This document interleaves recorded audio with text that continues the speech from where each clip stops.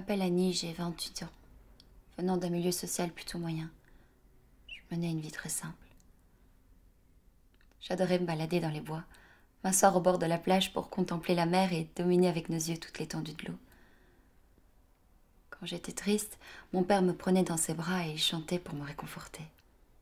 J'ai vécu des moments inoubliables.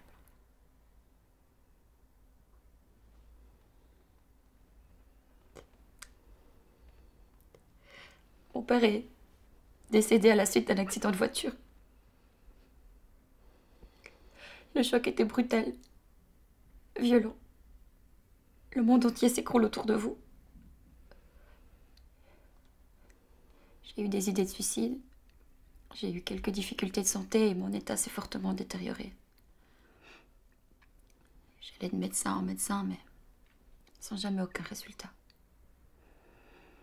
Je ressentais aucune sérénité, aucune paix intérieure. Sans compter toutes les épreuves de la vie que ma mère a subies depuis le décès de mon père. On était seuls, isolés face à toutes ces difficultés. Pour quelle raison Dieu l'avait tué mon père? Et s'il en existe vraiment un, pourquoi nous infligeait-il tout ça? J'avais juste de la haine envers lui. Un matin, je me suis retrouvée dans un hôpital dans lequel se trouvait une autre femme voilée. Je dois vous avouer que ça a été une surprise pour moi. Je ne m'attendais pas à ça. J'étais inquiète, angoissée à cause des préjudices répandus par les médias sur ces femmes voilées. J'avais jamais eu peur dans ma vie, mais là, je me trouvais dans la même chambre que cette femme qui portait un foulard. Un matin, l'infirmière est arrivée dans la chambre pour les petits soins quotidiens. Elle m'a remis un papier cadeau qui contenait un livre et elle m'a dit « C'est de la part de la dame qui a partagé votre chambre il y a quelques jours. » Et puis elle a quitté la chambre. J'ai ôté délicatement le papier cadeau et découvert le titre. Coran. J'étais frissonnante. Ma surprise était grande. Mon corps s'exprimait par des sensations étranges, inexplicables. Ma curiosité m'a poussée à approfondir mes connaissances sur cette religion. J'ai découvert que l'islam était une religion de paix, qui appelait à renforcer la communauté, le respect de la femme, dans l'idéal d'une vie honnête et juste. Et petit à petit, mon état s'est amélioré, jusqu'au jour où je me suis rendu compte que j'étais guérie. Je savais pourquoi et dans quel but j'étais sur cette terre. Fallait que j'avance. J'ai eu beaucoup d'épreuves. Je me cachais de ma mère pour chercher la vérité. Au cours de ma recherche, ma croyance s'est renforcée. Un matin, ma mère a fouillé dans mes affaires et elle a découvert le Coran. Elle l'a très mal pris. Elle pensait que j'étais dans une secte. Ça s'est très mal passé. Insultes, coups. Ma mère me parlait plus jusqu'à ce matin. Cette expérience m'a fait grandir et m'a permis de prendre conscience de la mort de papa. J'ai fait la connaissance d'un homme. Depuis ce jour, je suis complètement comblée de bonheur qui ne cesse d'évoluer et qui, j'espère, s'arrêtera pas. Mais tu ne m'avais jamais parlé de cette rencontre.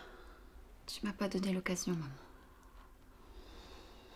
Cet homme est unique en son genre, unique en son pareil.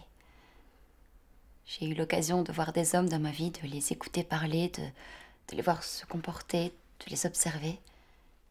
J'ai eu l'occasion d'en découvrir dans des livres que j'ai lus, dans des films que j'ai vus, sur les planches de théâtre.